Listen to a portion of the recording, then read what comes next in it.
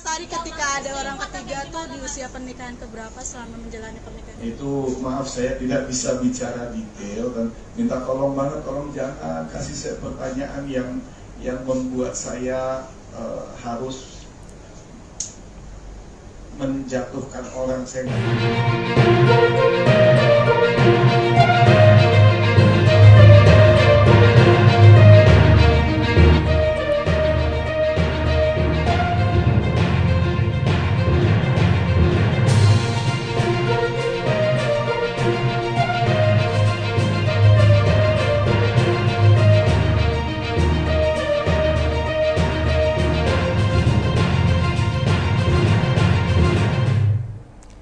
Halo Tribuners, jumpa lagi bersama dengan saya Mutiara dalam tayangan berita selebritis di Tribun Lampung.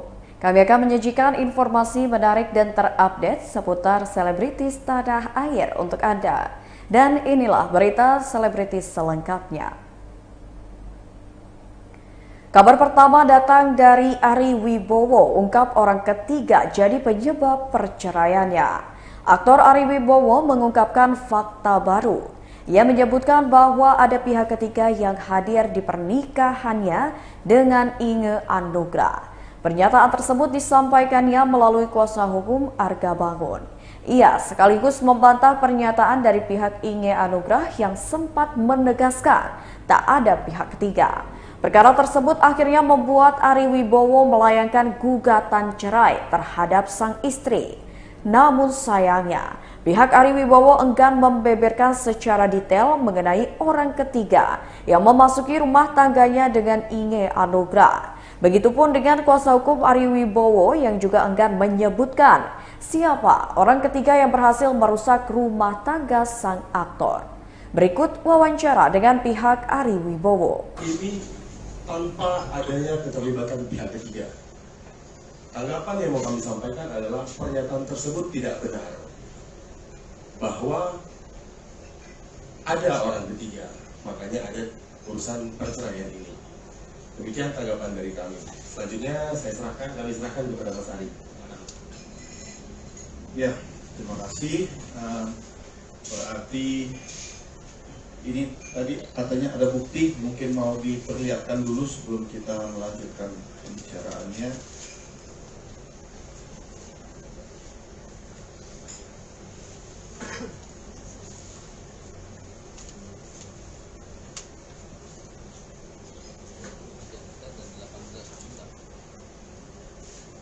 Ini yang saya bilang tadi, ini yang tadi saya bilang bahwa kartu kredit itu tidak bernilai 10 juta, lebih dari situ.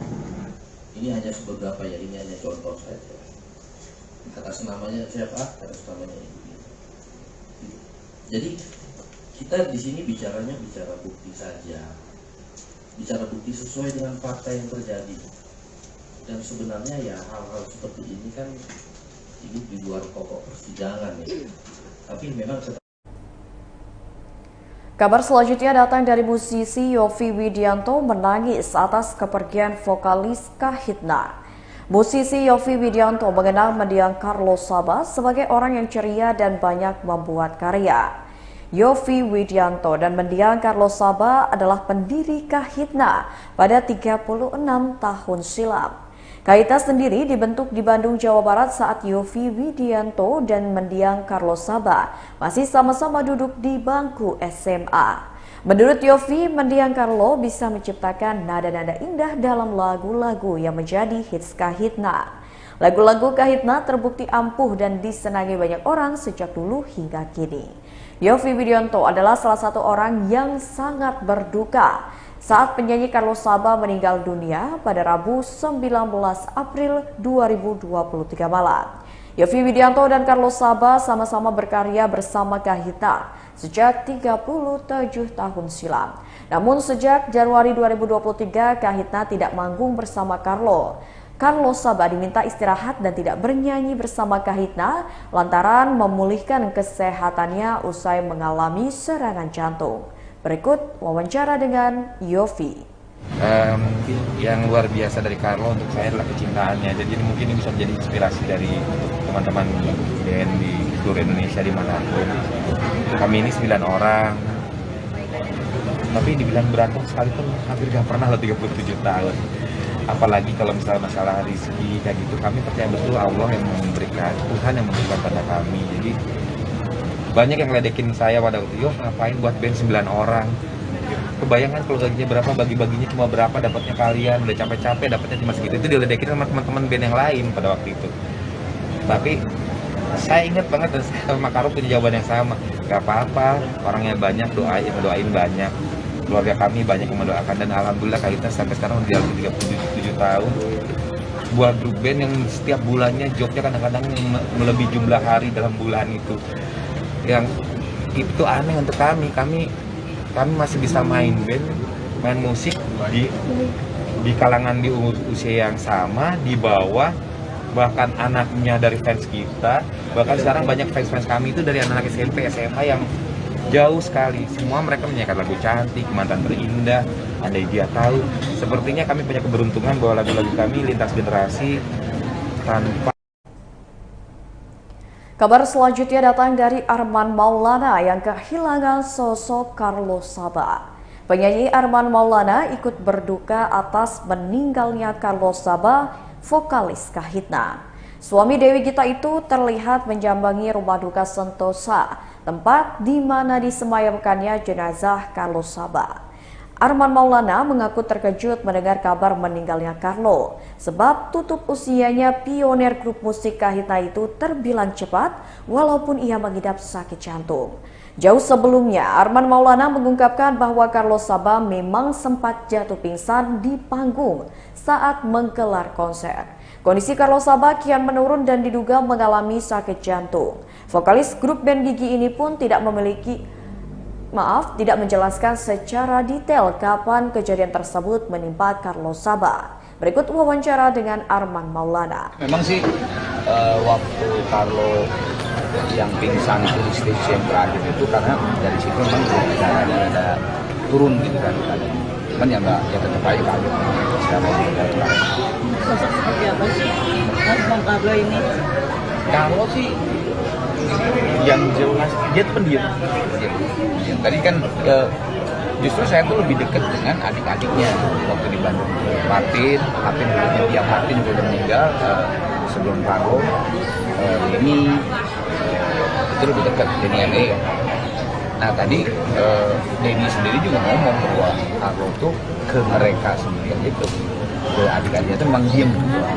Dan itu yang gua rasakan bahwa Carlo memang orangnya pendiam. Kalau baik mah coba aja lihat di Instagram hampir seluruh penyanyi atau mungkin komposer semuanya ngomong baik karena memang orangnya baik. Tak mau banding, Indra Bekti pasrah dengan hasil sidang cerainya. Dalam putusan cerai Indra Bekti dan Aldila Jelita, Pengadilan Agama Jakarta Selatan mengabulkan permohonan nafkah untuk anak. Besaran nafkah yang dikabulkan adalah 30 juta rupiah untuk 2 anak. Jadi Indra Bekti harus memberikan nominal tersebut kepada Aldila Jelita untuk nafkah kedua sang anak. Menanggapi hal itu, Cipta selaku adik kandung Indra Bekti mengatakan kakaknya tidak ingin melakukan banding. Indra Bekti menyanggupi jumlah nafkah anak sebesar 30 juta rupiah per bulan. Nafkah dari Indra Bekti yang jumlahnya bakal naik setiap tahunnya sebanyak 10% itu. Meski demikian, Aldila Jelita juga memaklumi kondisi mantan suaminya yang belum benar-benar pulih. Aldila juga siap untuk membantu Bekti memenuhi kebutuhan kedua anak mereka. Berikut wawancara dengan adik Indra Bekti. Untuk semua putusan dari pengadilan kemarin kayak uang 30 juta itu semua diterima Bang Indra atau mau ngajuin banding lagi Bang? Nggak ada sih, karena sebenarnya saat ini pun dari pihak Dila juga mengetahui bahwa kondisinya Bang Indra kan belum pulih 100% gitu ya. Kemudian kondisi pekerjaan dan keuangannya juga belum seperti dulu. Jadi saat ini yang penting yang pokoknya dulu kayak uang sekolah, kewajiban pokok ya, uang sekolah, kemudian kesehatan, les dan lain-lainnya gitu ya. Itu yang diutamakan. Nah, nanti kurangnya atau apa itu mereka masih urunan gitu, pasti Dila juga tambahin gitu. Tapi untuk Indra Bekti sendiri sekarang udah kembali aktif banget atau masih dikurang-kurangi sih Bang? Oh masih kita kurangin, sehari itu maksimal cuma terima 2 job, dan itu pun nggak boleh sampai yang malam gitu. Maksimal jam 8 atau jam 9 tuh udah selesai. Dan Kabar terakhir datang dari pasangan selebritis Fairuz Arafiq dan Sony yang harap kedua anaknya menjadi penghafal Quran. King Faas semakin banyak hafalan Al-Quran dan Fairuz Arafiq pun berdoa agar anaknya kelak menjadi hafiz Quran. Tak hanya King Faas, ia juga berharap Queen Eja Slova dan King Zafi Zayan Slova juga menjadi hafiz Quran. Secara lebih lanjut, Fairuz menerangkan bahwa selama ini ia menerapkan pada anak-anaknya untuk cinta terhadap Al-Quran. Dengan demikian, itu lebih mudah untuk sang anak agar dapat menghafal Al-Quran. Berikut wawancara dengan Sony Septian dan Fairuz Arafiq.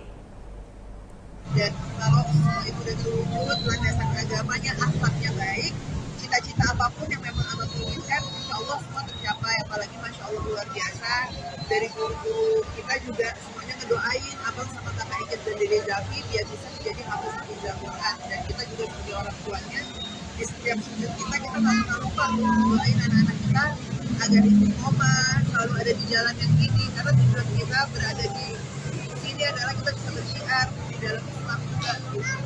Tapi hafalan terbaru di bulan Ramadan ini apa?